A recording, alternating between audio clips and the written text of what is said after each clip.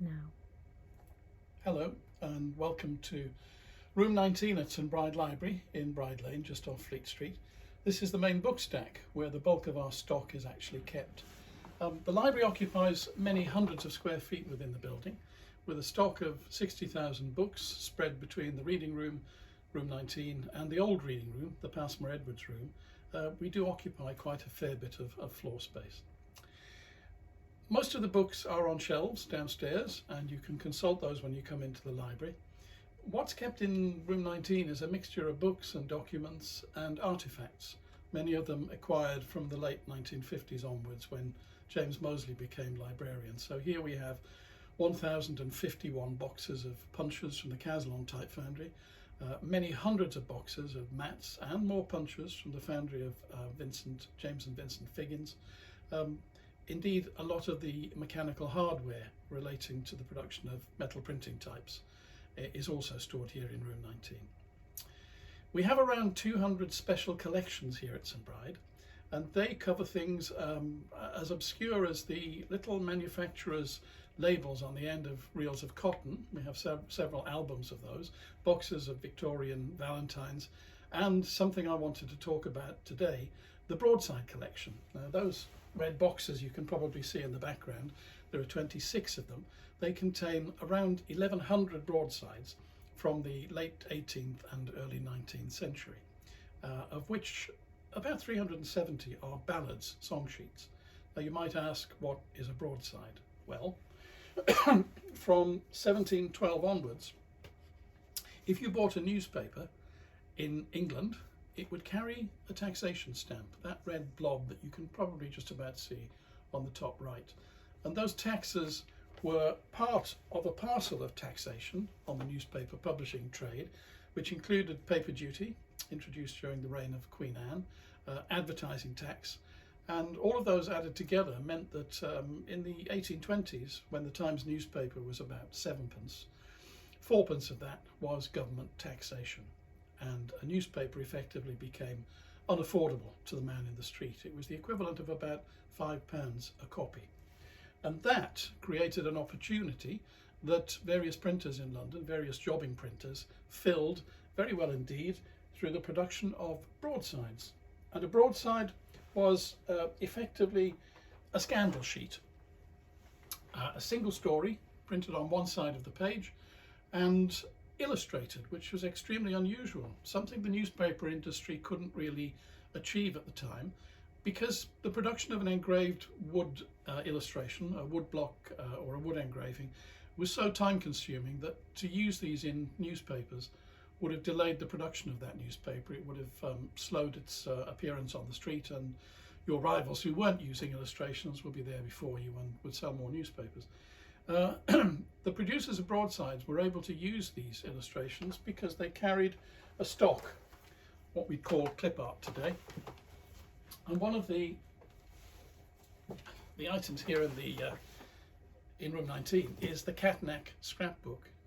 James Catnach, Jemmy Catnach to his friends, was a major publisher of broadsides in London.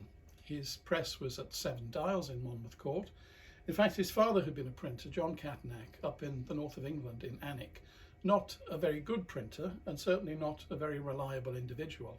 The company went bankrupt at least twice, and on the second occasion, John Catnach ended up in prison, and his wife and family moved to London, taking an old wooden press and some cases of type, and set up a printing works in Monmouth Court. And very quickly, Catnach became successful, producing these broadsides. The broadsides were successful in part because he was able to illustrate many of the stories, and this is his scrapbook. Difficult to show you on camera, but in this huge album we have many hundreds of images. There's just a few of them. It's very bulky and very difficult to hold. These were the images that Catnach could call upon to illustrate his broadsides. They didn't always quite fit the story. The story of a woman being strangled in an alley might be accompanied by a picture of a woman being stabbed in an alley, but it was near enough, and it was a picture, and pictures did have a tendency to sell. Broadsides were also frequent users of display typefaces for headlines. Newspapers, as you saw from the Globe, There are no headlines really to speak of. Large display types were rarely used, really until the second half of the 19th century. Most newspapers looked like that. And if you're wondering about the size of the type, that's about 4.5 points. It's very, very small. And the reason for that is that taxation was applied per sheet, and you had to cram as much as possible into a single sheet of paper.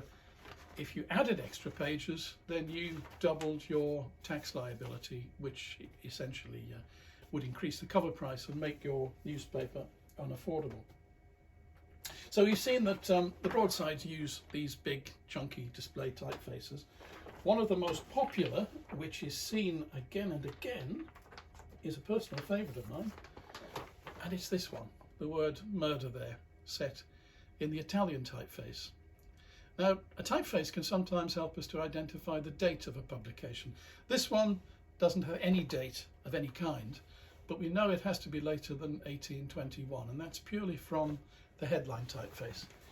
It made its first appearance in this specimen book, Caslon Specimen Book of 1821, and I hope if I've put the paper slip in the right place, and I have, you can see there is a printed example, the word Bristol in the Italian typeface. It was made in many different sizes.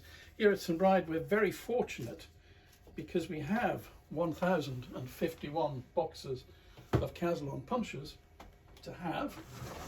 For the 5-line piker face, and this is very heavy, we have the original punches for that set of characters. 5-line piker being about 60 points. Piker was 12 point, so 5-line piker is around 60 point.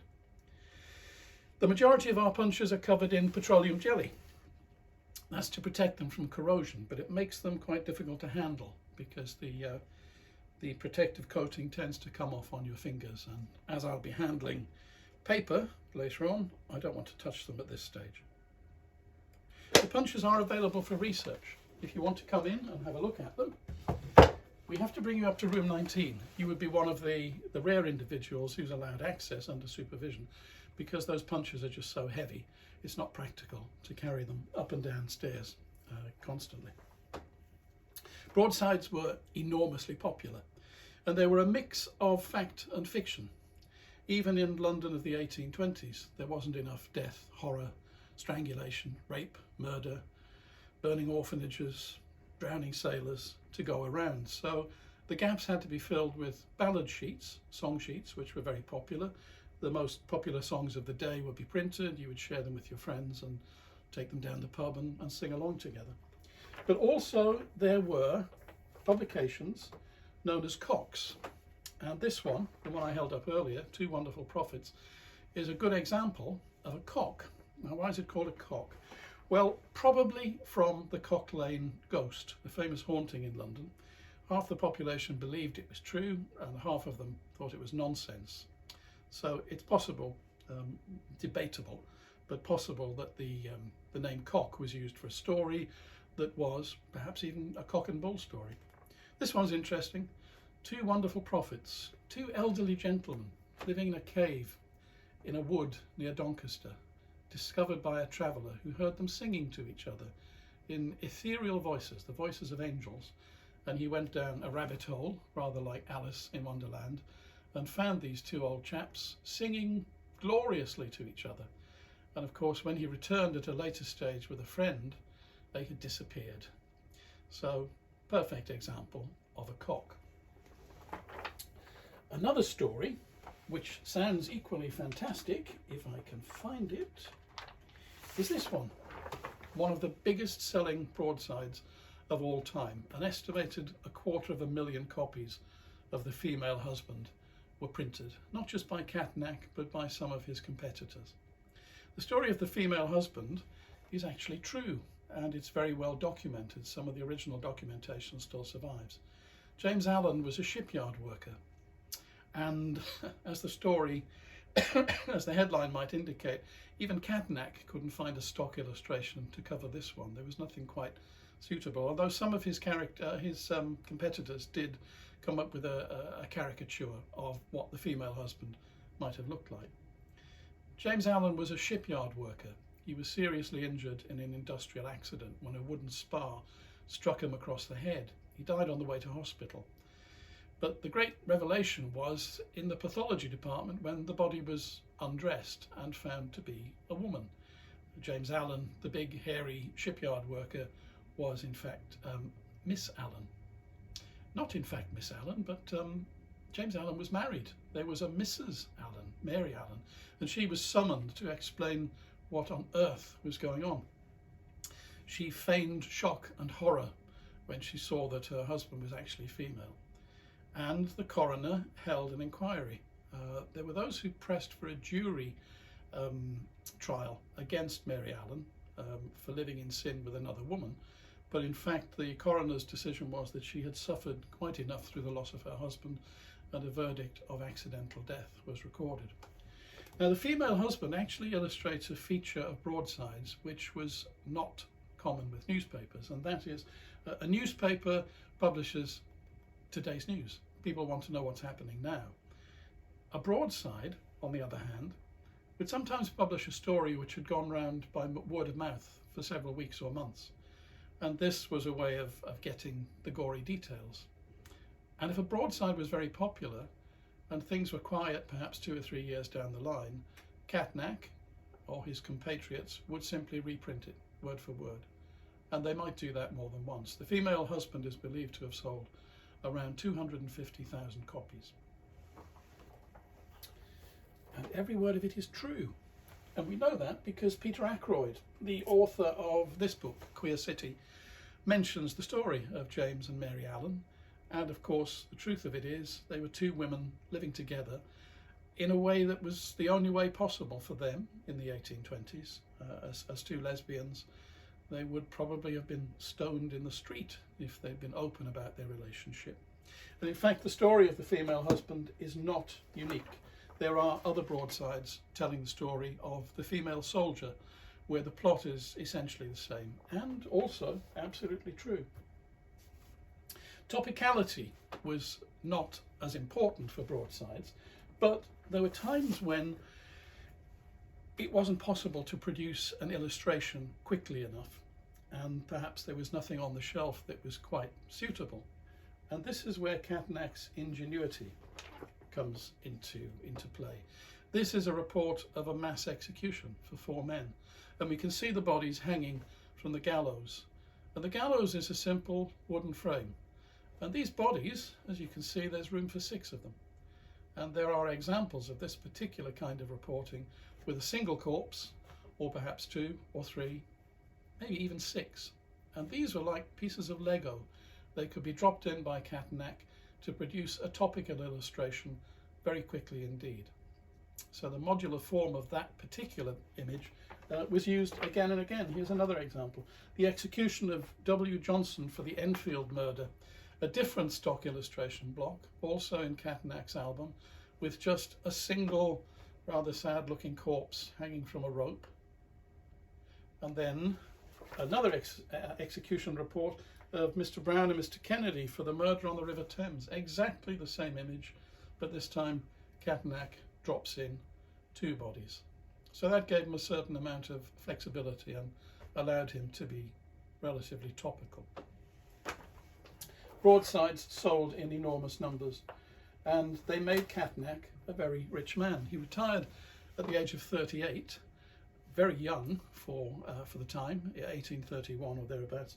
He was born in 1792 and is believed to have retired with a fortune somewhere between 300,000 and £1 million plus, which was a staggering sum of money for the time. He had several brushes with the law.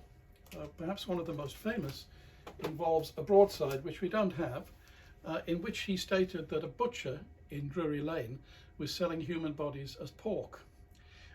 He was found guilty of defamation and went to prison for 6 months. His mother and family then ran the business during his absence, and he returned to the press when he came out of prison.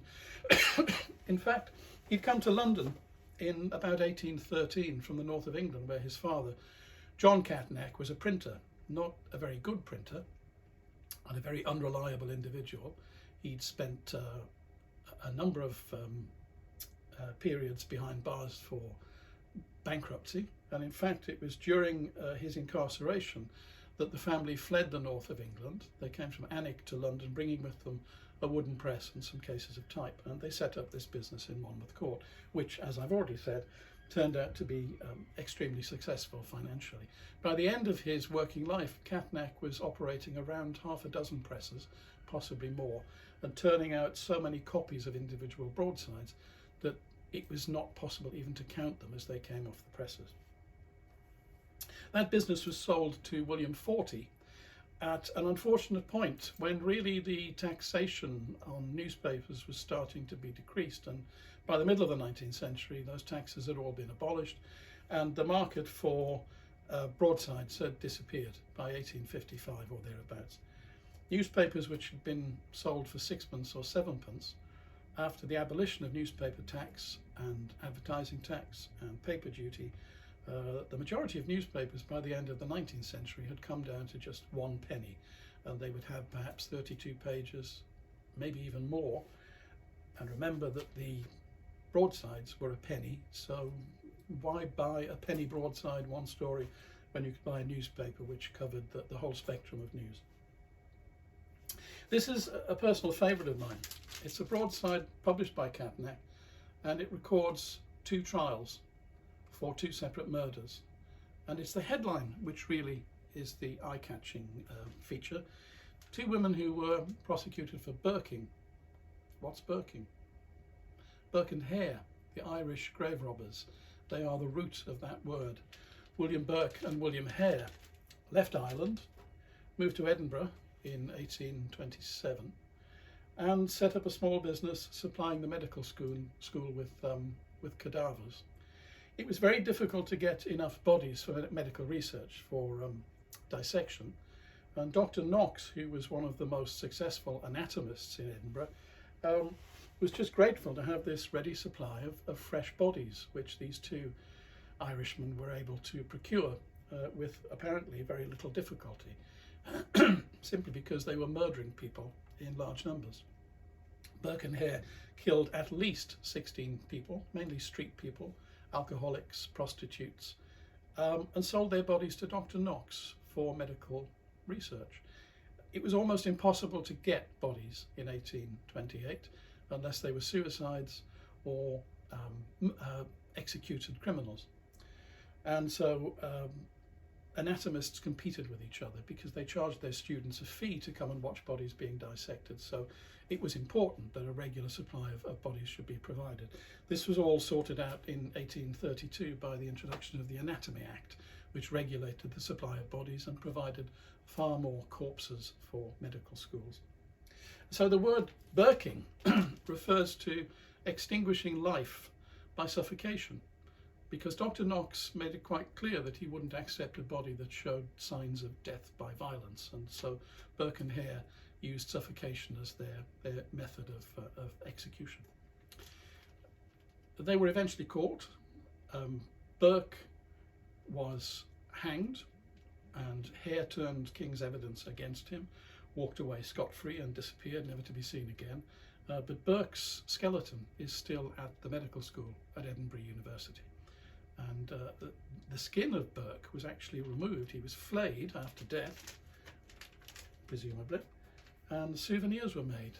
The doorman at the School of Medicine was presented with a small wallet, a pocketbook, which was made from Burke's skin. And I believe that some books were bound from Burke's skin as well. One of them turned up on the Antiques Roadshow not very long ago with a certificate of provenance. Grave robbing was such a problem, and this is another broadside from the Catnach collection. It's a ballad about the patent coffin. Theft of bodies from graves was so rife that various devices were created to prevent coffins being lifted. One was called a mort safe, which was a sort of cage that covered the top of the grave. This is the patent coffin, which guaranteed that once sealed, your remains would not be disturbed. We have also at St Bride some court documents. This is a report of an incident in a pub in Seven Dials where James Catnack was drinking with his friend Mr. Richardson, and they were conversing loudly about politics and religion, according to this report. When Catnack left the pub at 9 p.m, he was followed by a man called Corey Brandon, who beat the living daylights out of him. A policeman intervened. Brandon was taken into custody, and for some reason Catnack went home to get a coat. Not quite sure why. But by the time he'd returned to the police station, Corey Brandon had been released, but was rearrested, and the next day Catnack pressed charges for assault. Corey Brandon's defence is that James Catnack had touched him in a most improper way and made coarse and lewd suggestions. There's no detail as to what they were. However, Corey Brandon was locked up and persuaded to write an apology to Catnack by his brother, and Catnack, when he received the letter, refused to read it, saying that it wasn't the fact he'd been given a good thrashing, it was the offensive comments that had been made about his behaviour. Don't know quite what the outcome of that was. So James Catnack retired, as I say, at the age of 38. The business was sold on. Members of the family managed it until William Fortey took it over. And the broadsides that we have here, around 1,100 of them, were a gift from George Farlow Wilson, who was a trustee of St Bride, and they came here in 1953. James Mosley had them indexed. They've all been mounted and placed in Melanex sleeves so they can be safely handled. And if you'd like to come along to St Bride to have a look at any of these, they make absolutely fascinating reading. Whether or not they're true, they're a great snapshot of life in the 1820s here in the capital. Perfect.